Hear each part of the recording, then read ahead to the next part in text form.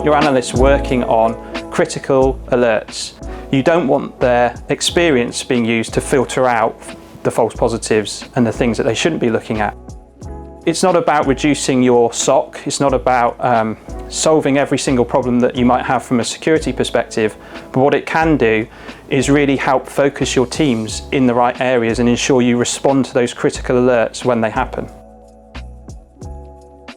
My role coming in to work on the large enterprise was really to help develop the SOAR platform that was brought in, so more high fidelity alerting and working with those teams and building bridges with other teams within the organization that really maybe didn't even consider SOAR initially.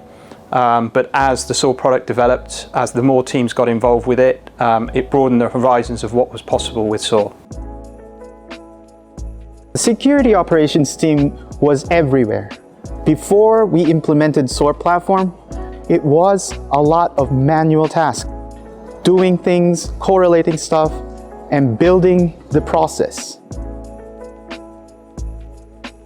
Hi, my name is Steven Sampana. I was the Security Operations Manager for our large financial services. With the help of D3, we managed to convert the overly complex playbooks of our security analysts. This is what we wanted to do at the first place. We didn't just want to do any singular automation tasks. We wanted the whole incident response plan in one massive playbook.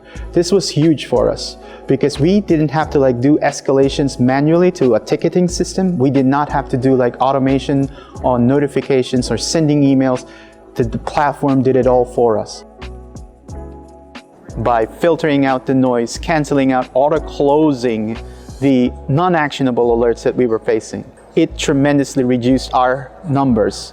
It helped us correlate things and make sure that we got enrichment. The primary problem was alert fatigue. So the guys on the ground were obviously swamped with different types of alerts, events from all sorts of security tooling within the organization. And for them, it's a minefield in terms of how do you identify those critical alerts that they need to be focused on and acting on as a priority. So the primary goal was to ensure that we were giving them high fidelity alerts, critical alerts for them to triage, and the SOAR allowed us to meet that requirement. The reporting was fantastic. They saw, the influx of alerts that came in from thousands dwindle down to 100, and that made our management really extremely happy and made me happy because we know that the technology was working and it was working well for us. We convinced the board that SOAR was the way to go. We asked them a question, is this for you?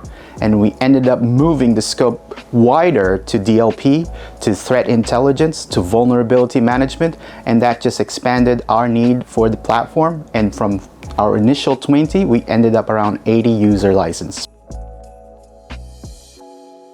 There's a lot of things to be happy about when implementing SOAR technology, right? But for me, it was the journey. At the beginning, seeing things that you can manually transform into an automation task, that made me happy almost immediately. Like just blocking a URL, as simple as that. The analyst does not need to log on to any other platforms to do it, and D3 does that for you. That made me extremely happy. For me, it's the fact that it's agnostic to SIEM and agnostic to security tools and vendors as a whole. This is a really critical element to the product in that you're not tying a customer into a specific technology because they use it for a SIEM or they have specific security infrastructure that they're looking to utilize. Being agnostic really helps in that sense, and also the flexibilities that D3 offers customers in terms of extension of the product and creating those more advanced use cases without having to really invest lots of different capital into doing that. Whatever you want, whatever you need, they help you with it. It's not like other big brands out there that you have to adhere to what they have and you have just no choice but just follow that particular flow. D3 gives you that flexibility. You can change things, and it's apparent to us. We did it.